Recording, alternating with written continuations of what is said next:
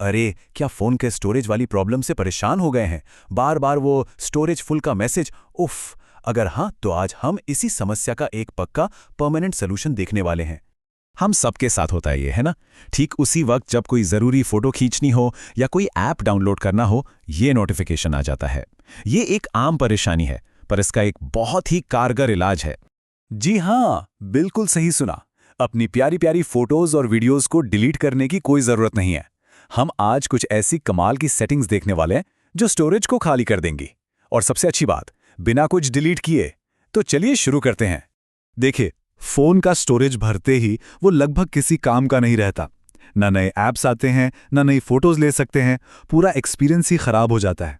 लेकिन कोई बात नहीं, हम इसे अभी ठीक कर देंगे।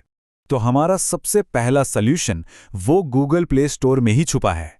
यहां पर एक छोटी सी सेटिंग बदलने से स्टोरेज पर बहुत बड़ा असर पड़ सकता है। तो करना क्या है, हमें ऐप्स को अपने आप अपडेट होने से रोकना है। बस ये आसान से स्टेप्स फॉलो करने हैं।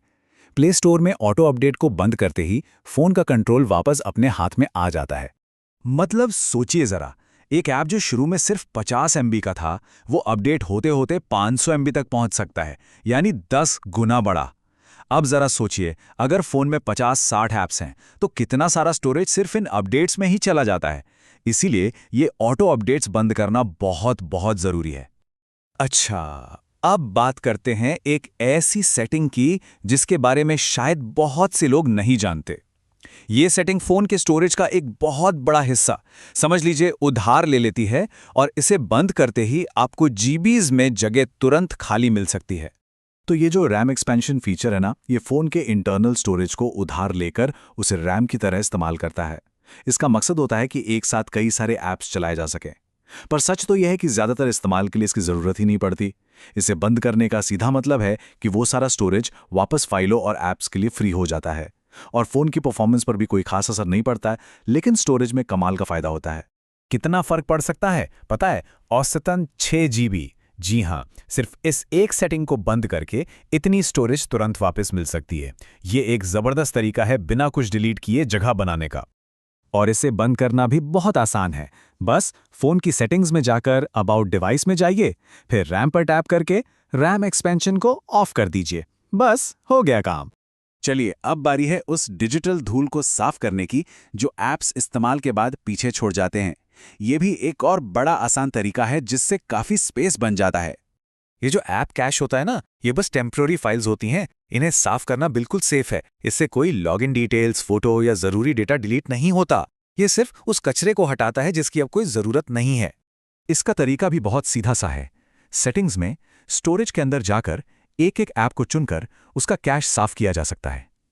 याद रखिए, जो ऐप्स ज्यादा इस्तेमाल होते हैं वो ज्यादा कैश बनाते हैं, तो उन्हें पहले साफ करना अच्छा रहता है। तो अब हम आ गए हैं सबसे पावरफुल और परमानेंट सॉल्यूशन पर। यह एक एडवांस्ड सेटिंग है जिसे एक बार ऑन करने के बाद स्टोरेज की प्रॉब्लम जड़ से खत्म हो सकती है, खासकर अगर फोन में मेमोरी कार्ड भी इस्तेमाल होता हो। डेवलपर ऑप्शंस फोन में छिपी हुई एडवांस सेटिंग्स का एक खजाना है। इसे पहले एक्टिवेट करना पड़ता है, लेकिन घबराइए नहीं, ये बिल्कुल भी मुश्किल नहीं है और ये कुछ बहुत ही काम की सेटिंग्स को अनलॉक कर देता है। इसे चालू करने का तरीका बड़ा मजेदार है। बस फोन की सेटिंग्स में अबाउट फोन सेक्शन में जाइए और वहां बिल्ड नंबर को ढूंढकर उस पर 7-8 बार लगातार टैप टैप टैप करिए। इसके बाद डेवलपर ऑप्शंस का मेन्यू आपकी सेटिंग्स में दिखाई देने लगेगा। तो एक बार जब डेवलपर ऑप्शंस खुल जाएं तो उसमें जाइए और लिस्ट में बिल्कुल नीचे तक स्क्रॉल करते जाइए। वहां एक ऑप्शन मिलेगा, force allow apps on external. बस इसे ऑन कर देना है।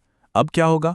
इसके बाद जब भी फोन में मेमोरी कार्ड लगा होगा तो ज्यादातर जो नए ऐप्स इंस्टॉल होंगे ना, वो सीधे मेमोरी कार्ड में जाएंगे। इससे फोन की अपनी इंटरनल स्टोरेज एकदम खाली रहेगी। तो ये थे कुछ बहुत ही असरदार तरीके जिनसे फोन के स्टोरेज की समस्या को हमेशा के लिए दूर किया जा सकता है। अब जब स्टोरेज की कोई चिंता नहीं है, तो सोचने वाली बात यह है कि इस नई आज़ादी के साथ क्या नया क्रिएट किया जा सकता है, क्या नया रिकॉर्ड किया जा सकता है।